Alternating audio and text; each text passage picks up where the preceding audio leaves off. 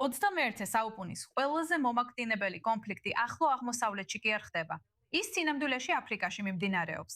კონტინენტის ერთ-ერთი ყველაზე დამანგრეველი სამოქალაქო ომის დასრულებიდან 4 წლის შემდეგ ეთიოპია შეიძლება კვლავ უბრუნდებოდეს უფსკრულს. ტიგრაის რეგიონში პერიოდული ბრძოლები დაიწყო ტიგრაის სახალხო განმათავისუფლებელი ფრონტის TSGP ერთგულ ძალებსა და ეთიოპიის ფედერალურ არმიას შორის. აი მოკლე ისტორია. TSGP, რომელიც აკონტროლებს ტიგრაის 2020-დან 2022 წლამდე 2 წლის განმავლობაში სასტიკ ომს აწარმოებდა ფედერალურ მთავრობასთან, რამაც ასობით ათასი ადამიანი იმსხვერპლა. მშვიდობის შეთანხმებამ დაასრულა ეს ომი, მაგრამ ის სრულად არასოდეს განხორციელებულა. მას შემდეგ TSGP-მა გააძევა დროებითი ადმინისტრაცია, რომელიც ამ შეთანხმებით შეიქმნა და კვლავ აიღო რეგიონის კონტროლი. ეხლა ორივე მხარე ისევ ერთმანეთს უპირისპირდება. და ზოგიერთ მშვიდობიან მოქალაქემ უკვე გადაწყვიტა, რომ საზღვარი გადაკვეთოს და სუდანში გაიქცეს, იმ შემთხვევაში თუ ბრძოლა გამწოლდება. და ეხლა ჩვენთან ერთადაა მატან დანიელი, ისრაელისა და აფრიკის ურთიერთობების ინსტიტუტის მკვლევარი. მატან, მოგვიყევი მეტი იმის შესახებ, რატომ იბრძვიან ყველა? ანუ რა მიზნები აქვს ამ სხვადასხვა ჯგუფებს? მადლობ მოთხოვისთვის. ამ კრიზისის გასაგებად უნდა შევხედოთ, როგორ იყო ეთიოპია ორგანიზებული წარსულში. 1991 წლიდან 2018 წლამდე ქვეყანა იმართებოდა კოალიციით, რომელსაც დომინირებდა ტიგრაის წარმომადგენლები, ანუ ტიგრაის სახალხო განმათავისუფლებელი ფრონტი, TPLF. და მათ შექმნეს სისტემა, ჩვენ ამას ეთნიკურ ფედერალიზმს უწოდებთ. ეს არის მოდელი, რომელმაც ეთიოპია დაპყო სხვადასხვა რეგიონულ შტატებად ენისა და ეთნიკური იდენტობის მიხედვით. და ამ ჯგუფებს კონსტიტუციური უფლება მისცა ადგილობრივად ემართათ საკუთარი თავი. თუმცა ამ სისტემამ ასევე შექმნა სერიოზული წინააღმდეგობა.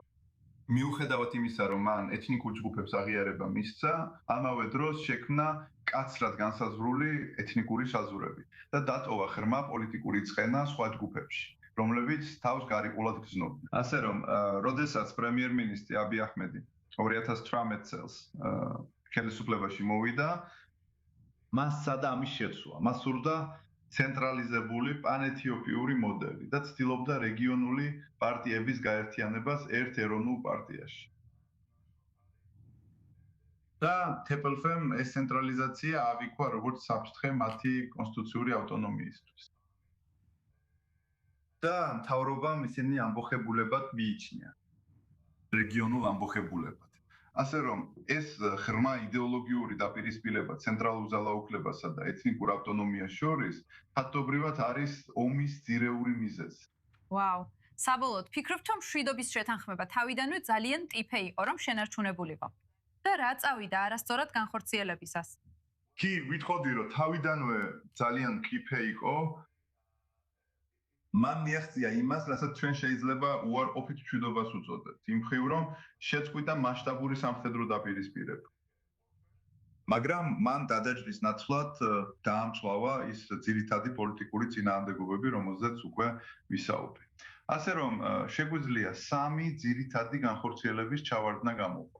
პირველ რიგში, მან არ გაიყვანა არაფედერალური ძალები. მაშინ, როცა შეთანხმება ავალდებულებდა ყველა გარე სამხედრო ძალას, რომ ისინი უნდა შეთანხმებაში ეწერა, რომ მათ ტიგრაი უნდა დაეტოვებინათ. მაგრამ მაგალითად, ამჰარის რეგიონული ძალები, რომლებიც ნეზობელ რეგიონულ ერთეულს ეკუთვნის და ერიტრეის ჯარები დარჩნენ სასაზღვრო ზონებში. მეორე საკითხი ისაა, რომ იყო განიარაღებისა და რეინტეგრაციის პროცესი, რომელიც შეჩერდა. ჯიმეი არ არის ჩაბარდა, მაგრამ ბევრი რამ დარჩა. 10,000-ობით ოფილი ჯარისკაცი, ტიგრაელი ჯარისკაცი, რომლებმაც ვერ მიიღეს ალტერნატივა სამუშაოს ან ეკონომიკური სარგებლის თვალსაზრისით. ამიტომ ისინი ძირითადად დარჩნენ ჯარისკაცებად და დემობილიზებულ მოსახლეობად. და მესამეა ის, რომ პოლიტიკური ჩარჩო შიგნიდან დაინგრა.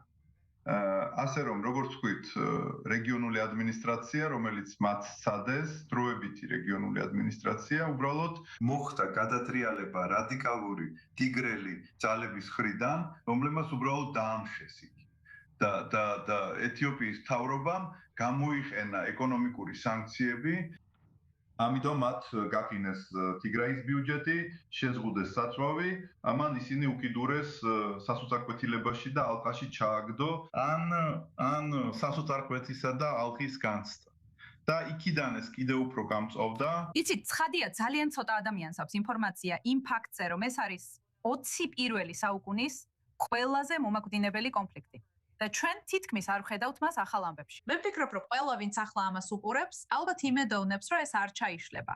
და კიდევ უფრო მეტიც, არ გავრცელდება მეზობელ სუდანშიც, რადგან ამ ბრძოლას ბევრი შედეგი შეიძლება გქონდეს. მაგრამ მატანი, დიდი მადლობა, რომ შემოგვიერთდით და ასე დეტალურად აგვიხსენით, ძალიან საინტერესო იყო. მადლობა რომ იმიწვიეთ.